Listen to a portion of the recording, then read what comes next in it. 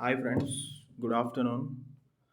So ఈరోజు మనం అసలు సెమ్ వన్ ఎగ్జామ్కి ఏ స్ట్రాటజీ వాడితే బాగుంటుంది అండ్ బెస్ట్ సింప్లెస్ట్ స్ట్రాటజీ నేను ఏదైతే యూజ్ చేస్తున్నానో అది మీకు ఎక్స్ప్లెయిన్ చేస్తా. Hope it helps.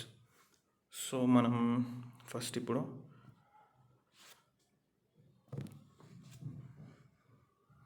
అసలు ప్లాన్ ఏంటో చూద్దాం. అసలు ఏం చేయాలి, ఏం చేయొద్దు అనేది ఒక క్లారిటీ ఉండాలి మనకి. So first starting from do's and don'ts. So first వచ్చేసి మనకి డూస్ ఏమేం చేయాలి. మనము ఫస్ట్ పాయింట్ అక్కడ చదివితే attend revision classes. So revision క్లాసెస్కి మనం అటెండ్ అయితే అది చాలా హెల్ప్ అవుతుంది. ఇప్పుడు డైలీ కాలేజ్కి వచ్చే వాళ్ళకి కానీ, అప్పుడప్పుడు కాలేజ్కి వచ్చే వాళ్ళు కానీ, లేకపోతే అసలు రాకున్న వాళ్ళు కానీ, మనం అందరం కలిసి రివిజన్ చేసేటప్పుడు ఏమవుతుందంటే ఆ టైంలో ఆ ఆన్సర్స్ అనేవి మనకి గుర్తుండిపోతాయి. అది చాలా హెల్ప్ అవుతుంది. ప్లస్ సిలబస్ కూడా ఒకసారి మొత్తం కవర్ అయినట్టు కూడా ఉంటుంది. కొంచెం మనకి కాన్ఫిడెన్స్ వచ్చినట్టు అనిపిస్తుంది. సో మస్ట్ అండ్ షుడ్గా నేను అందరికీ రిక్వెస్ట్ చేస్తున్నా, రివిజన్ క్లాసెస్కి తప్పకుండా అటెండ్ కండి.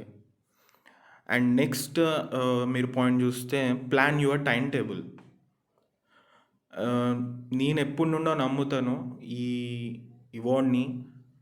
మనకంటూ ఓన్గా ఒక టైం టేబుల్ అనేది ఉండాలి. Without planning we can't execute it. I strongly believe it. So మీ అంతా మీరు ఇప్పుడు ఎన్ని డేస్ లెఫ్ట్ అయినాయి ఎగ్జామ్కి, ఇప్పటి నుండి ఈ రోజు నుండి ఎగ్జామ్ డేట్ వరకు ఎప్పుడెప్పుడు ఏం చదవాలి, ఎంతసేపు చదవాలి, ఒక టార్గెట్ అని పెట్టుకొని ప్లస్ దాన్ని ఎగ్జిక్యూట్ చేసి రివిజన్ కూడా చేస్తే విత్ ప్లానింగ్ చాలా బాగుంటుంది. మీరు మ్యాక్సిమం మీ ఓన్ ప్లానింగ్ మీరే చేసుకొని ఒక వాల్కి అది అంట పెట్టుకొని ఈరోజు ఇది అయిపోవాలి అని ఫిక్స్ అయ్యి రాసి అది కంప్లీట్ చేసి నిద్రపోయేటప్పుడు దానికి ఒక చిన్న టిక్ కొడితే ఆ హ్యాపీనెస్ వేరే ఉంటుంది. ఒక ఇమ్మెన్స్ లెవెల్ ఆఫ్ కాన్ఫిడెన్స్ మనలో వస్తుంది. So that is the thing. And next వచ్చేసి importance for previous question paper. దీనికైతే నేనైతే చాలా ఇంపార్టెన్స్ ఇస్తాను. ఇప్పుడు ఒక లేమ్యాన్కి కూడా మనం ప్రీవియస్ క్వశ్చన్ పేపర్స్ అతని చేతిలో పెడితే అతనికి సగం నాలెడ్జ్ వస్తుంది. అసలు ఎట్లా అడుగుతున్నారు క్వశ్చన్స్, ఏ టాపిక్స్లో నుండి అడుగుతున్నారు, ఏవి ఎక్కువ రిపీట్ అవుతున్నాయి అనేది అర్థమవుతుంది. సో ప్రీవియస్ క్వశ్చన్ పేపర్స్ని మనం ఖచ్చితంగా రివిజన్ చేసి తీరాలి.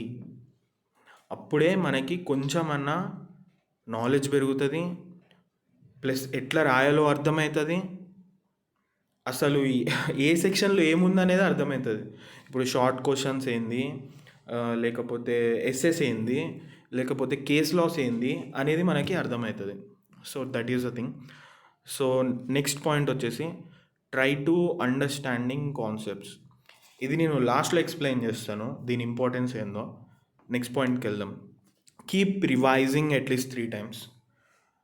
మీరు చదివితే సరిపోదు, రీకాల్ చేసుకోవాలి, ప్లస్ రివైజ్ కూడా చేసుకోవాలి, ఖచ్చితంగా చేసుకోవాలి. ఇప్పుడు హార్డ్లీ మనకు ఒక 1 month టైం ఉంది. అట్లీస్ట్ ఒక 15 daysలో మీరు 5 subjects ప్రీవియస్ క్వశ్చన్ పేపర్స్ చదివి దాన్ని రివైజ్ చేయాలి. మిగతా 15 days మీకు కనీసం ఒక 3 times రివిజన్ చేయాలి. రివిజన్ చేస్తే మనకి గుర్తు ఉంటుంది, మనం మర్చిపోకుండా ఉండగలుగుతాం. ఏంటంటే కన్సిస్టెన్సీ అనేది మెయింటైన్ చేయాలి. ఇప్పుడు ఏదో చదివేసినాం ఈరోజు, మళ్ళీ రేపు పక్కన పడేస్తాం, ఏదో పనిలో బిజీ అయిపోతాం. అది ఏమవుతుందంటే రోజు రోజు మన నాలెడ్జ్ తగ్గుతూ వస్తుంది, గుర్తు ఉండదు, మనకి మర్చిపోతూ ఉంటాం. సో రివిజన్ అనేది కంపల్సరీ. మీరు ఈ పాయింట్ అస్సలు మర్చిపోవద్దు. ఇంకొకటి next point, believe in your self. చాలా నెగిటివిటీ ఉంటుంది, చాలా కొత్తగా అనిపిస్తుంది, నా వల్ల కాదు అనిపిస్తుంది, నేను చేయలేను అనిపిస్తుంది. అవన్నీ పక్కన పెట్టండి, మనం చేయగలుగుతాం. మనకు యాంపుల్ అమౌంట్ ఆఫ్ టైం ఉంది. ఇప్పటి నుండి స్టార్ట్ చేస్తే మిమ్మల్ని మీరు నమ్మండి, మీ వల్ల అవుతుంది, మీరు చేయగలరు, మీకు మంచి మార్క్స్ వస్తాయి ఎగ్జామ్లో. నెగిటివ్గా ఎవరు ఎంత మాట్లాడినా మీరు పట్టించుకోవద్దు. మీ కాన్ఫిడెన్స్ మీకే ఉండాలి, మిమ్మల్ని మీరు నమ్మాలి. అట్లయితేనే మనం ముందుకెళ్ళగలం. So that is do's. Now coming to don'ts. So డోంట్స్లో వచ్చేసి first point, don't depend on multiple resources. ఇప్పుడు నేను చాలా విన్నా, సుజాత లా సిరీస్ అని విన్నా, ఇంకా విజయ లా సిరీస్ అని విన్నా. ఇట్లా చాలా ఉన్నాయి మార్కెట్లో. ఇంకా చాలా ఆన్లైన్లో అవైలబుల్ ఉన్న రీసోర్సెస్ ఉన్నాయి. సో ఇప్పుడున్న పాయింట్లో మనకి ఎన్ని రిసోర్సెస్ అని క్రాస్ చెక్ చేసుకుంటాం, ఎన్ని రిసోర్సెస్ అని డిపెండ్ అవుతాం,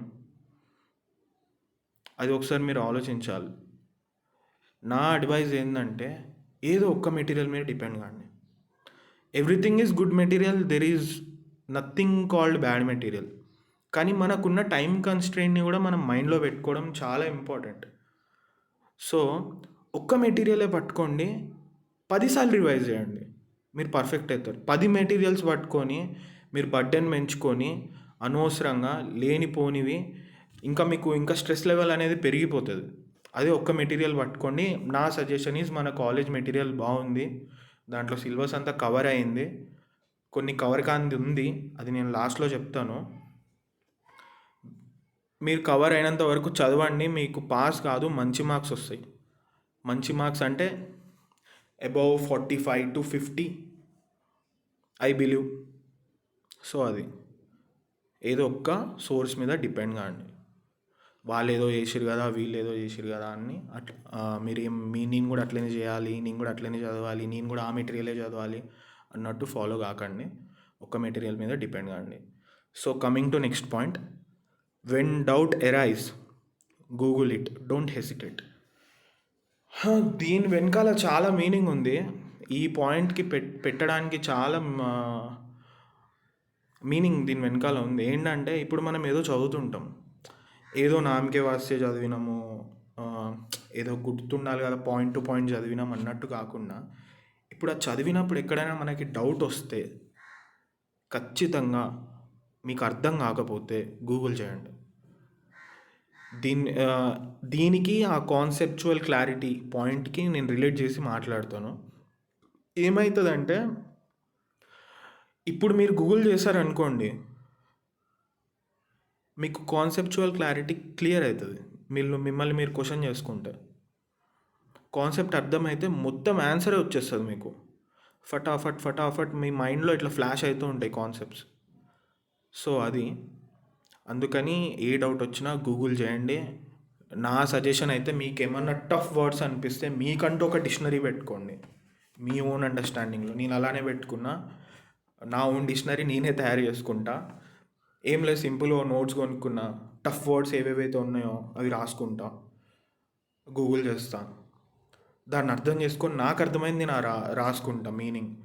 ఒక్కొక్కసారి ఇంగ్లీష్లో కొంచెం ఆ మీనింగ్లో కూడా ఇప్పుడు నేను సెర్చ్ చేసినప్పుడు కొన్ని టఫ్ వర్డ్స్ ఉంటాయి, మళ్ళీ వాటిని గూగుల్ చేసి తెలుగులోకి ట్రాన్స్లేట్ చేసుకొని కింద తెలుగులో రాసుకుంటా. ఎందుకంటే సడన్గా నాకు అది స్ట్రైక్ అయినప్పుడు, చూసినప్పుడు ఎస్ఏలో కానీ ఎక్కడైనా కానీ నాకు ఆ వర్డ్ కనిపించినప్పుడు నేను రాసుకుంది నా మైండ్లో స్ట్రైక్ అవుతుంది, తెలుగుది స్ట్రైక్ అవుతుంది, దన్నని స్ట్రైక్ అవుతుంది. సో నాకు మొత్తం కాన్సెప్ట్ అర్థమైపోతుంది. సో అందుకే మీకు చెప్తున్నాను, మీ ఓన్గా మీరు ఒక డిక్షనరీ మెయింటైన్ చేసుకోండి. ఈ 3 years కోర్స్లో చాలా హెల్ప్ అవుతుంది అది. So that is my suggestion. Stop overthinking. Yes, ఇది కరెక్ట్ వర్డ్. ఎందుకంటే మనకి ఇంత టైం ఉంది, మనం దాన్ని కరెక్ట్ యూటిలైజ్ చేసుకోవాలి. మన డేని ప్లాన్ చేసుకొని ఓవర్ థింకింగ్ అనేది అస్సలు చేయొద్దు. అరే ఈ ఎగ్జామ్ మనం రాయలేమేమో, ఫెయిల్ అవుతామేమో, కష్టమేమో, నాకు రాదేమో, ఈ ఏమో ఏమో ఏమో అన్నీ మన మైండ్లోనే ఉన్నాయి. బయట జరిగేదంతా నార్మల్గానే ఉంది, ఇవన్నీ మన మైండ్లో జరుగుతుంది. సో దీన్ని మనం డిలీట్ చేయాలి. మనం ఒక స్టెప్ ముందుకేసి ప్రిపరేషన్ స్టార్ట్ చేస్తే ఈ ఓవర్ థింకింగ్ అనేది వెళ్ళిపోతుంది. ఐ అండర్స్టాండ్ 2 days కష్టంగా ఉంటుంది. ఫస్ట్ తీసి చదవంగానే ఏం అర్థం కాదు, ఏందో అంత గజిబిజి అనిపిస్తుంది. కానీ మీరు యు కీప్ ఆన్ గోయింగ్, మీరు ఆపొద్దు. నాకు అర్థమవుతలే కదా అని మీరు అస్సలు ఆపొద్దు, చదవండి. చదివితే మీకు ఇంకా క్లారిటీగా అర్థమవుతుంది. అర్థమవుతుంది, మీకు కాన్ఫిడెన్స్ వస్తుంది. అప్పుడు మీ ఓవర్ థింకింగ్ తగ్గిపోతుంది. ఎవరో చెప్తే మీరు కాన్ఫిడెన్స్ తెచ్చుకోవడం అనే పరిస్థితి ఉండదు. మీరే ఇంకా 10 మందికి చెప్తారు, 10 మందిని ఇన్స్పైర్ చేస్తారు. So that is the thing. Minimize distractions, ఇదైతే పెద్ద డోంట్ అనే నేను చెప్తాను.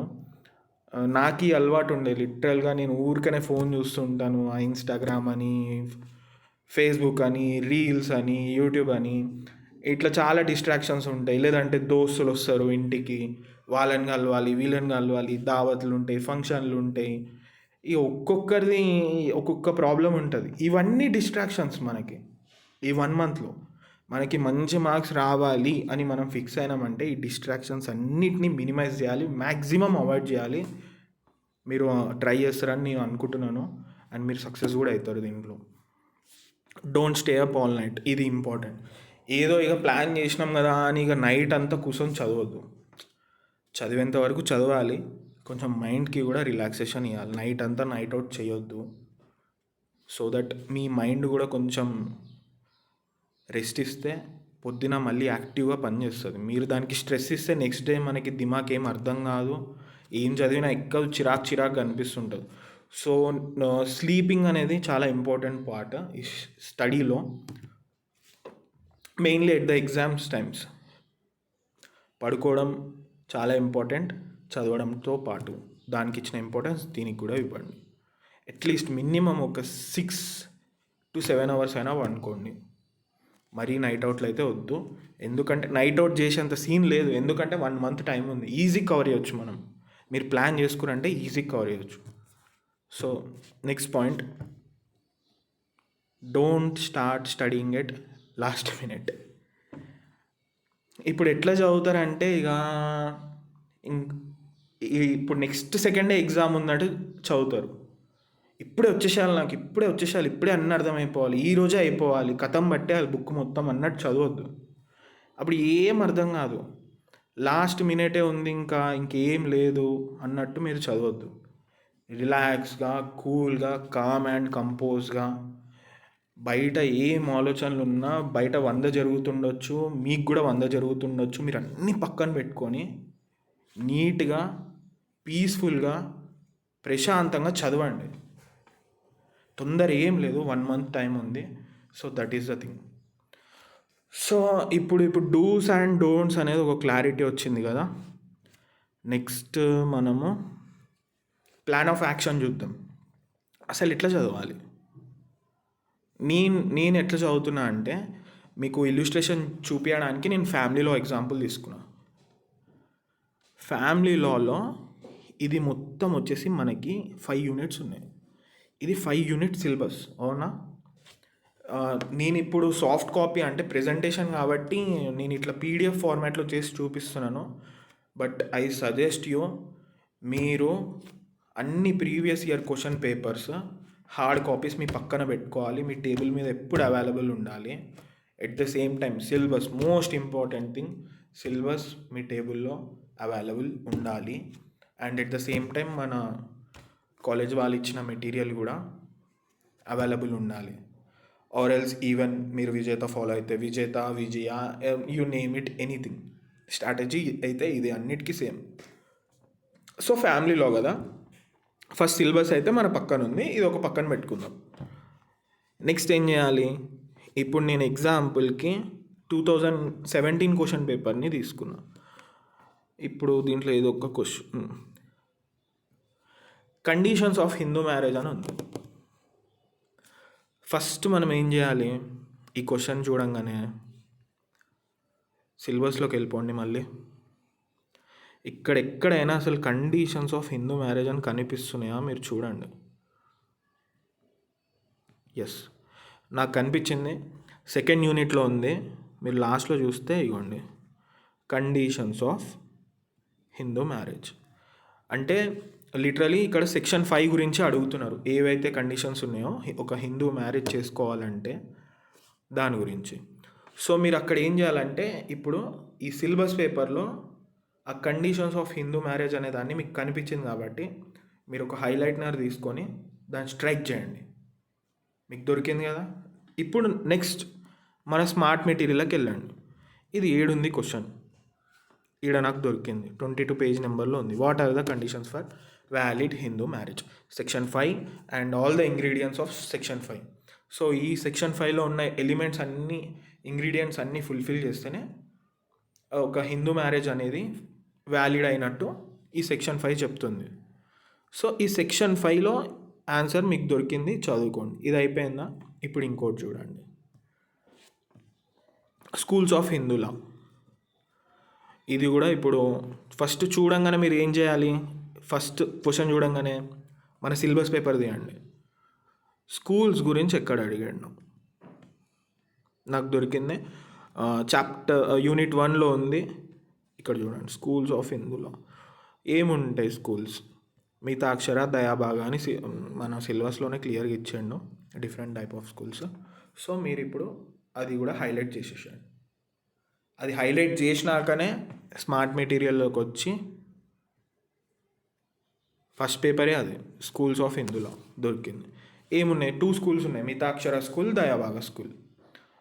సో ఇది చదువుకోండి, అయిపోతుంది. ఇట్లనే మీరు అన్ని క్వశ్చన్స్ స్ట్రైక్ చేసుకుంటా, మన స్మార్ట్ మెటీరియల్లో చూసుకుంటా, లేదంటే ఎనీ అదర్ మెటీరియల్లో చూసుకుంటా మీరు సిలబస్ కంప్లీట్ చేయాలి. ఇప్పుడు మీరు అంటారు, నేను అన్ని అవైలబుల్ ఉన్న పేపర్స్ కంప్లీట్ చేసినాను, కానీ ఈ సిలబస్లో అక్కడక్కడ కొన్ని స్ట్రైక్ కాలేదు, అవి కవర్ అవ్వలేదు అని.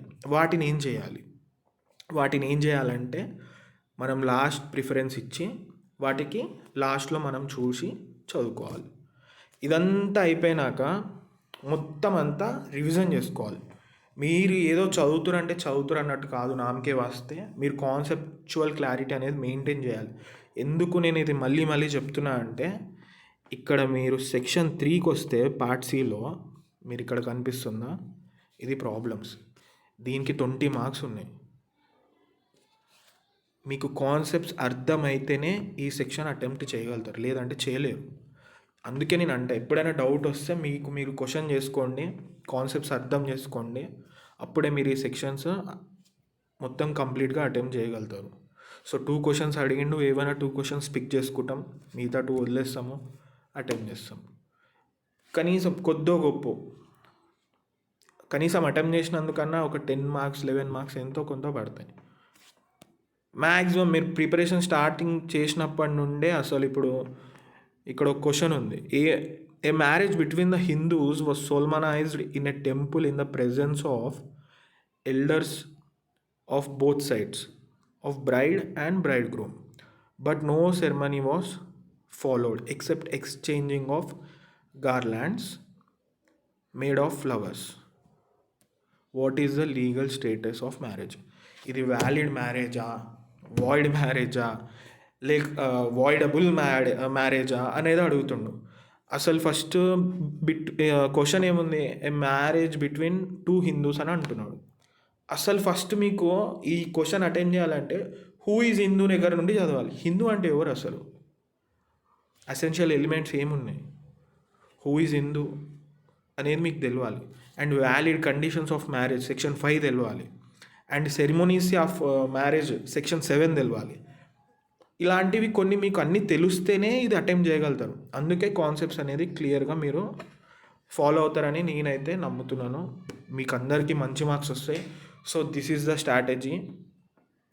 హోప్ సో మీ అందరికి అర్థమైంది అనుకుంటున్నా. And thank you, all the best, bye.